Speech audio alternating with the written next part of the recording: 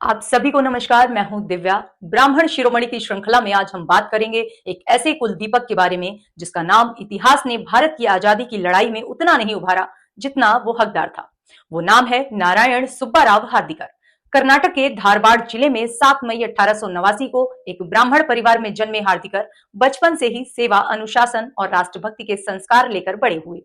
लोकमान्य तिलक के विचारों से प्रेरित होकर उन्होंने विद्यार्थी जीवन में ही आर्य बाल सभा बनाकर अंग्रेजी हुकूमत का विरोध शुरू कर दिया।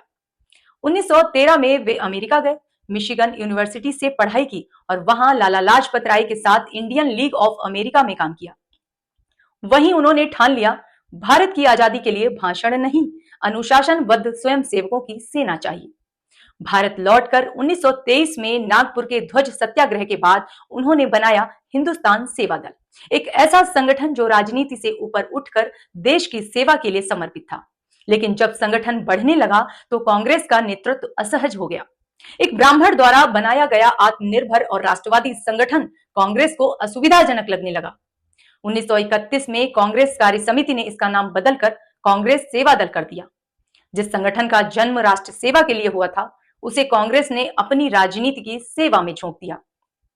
सेवा दल के प्रारंभिक दौर में डॉक्टर केशव बलिराम हेडगेवार भी जुड़े थे, लेकिन जब उन्होंने देखा कि कांग्रेस संगठन की आत्मा को निगल रही है तो उन्होंने इससे किनारा कर लिया और बाद में राष्ट्रीय स्वयंसेवक संघ आरएसएस की स्थापना की ताकि राष्ट्र सेवा की भावना राजनीति की कैद से मुक्त रह सके। डॉक्टर हार्दिकर कई बार जेल गए, आजादी के बाद राज्यसभा सदस्य बने और पद्म भूषण से सम्मानित भी हुए। 26 अगस्त 1975 को उनका निधन हुआ, पर उनके द्वारा जगाई गई राष्ट्र सेवा की भावना आज भी जीवित है। विदेशी सोच के नीचे पलने वाली कांग्रेस के पुराने कार्यकर्ताओं में जो स्वदेशी भाव आपको दिखता है, उसके पीछे हार्दिकर जी का आत्मिक तेज था।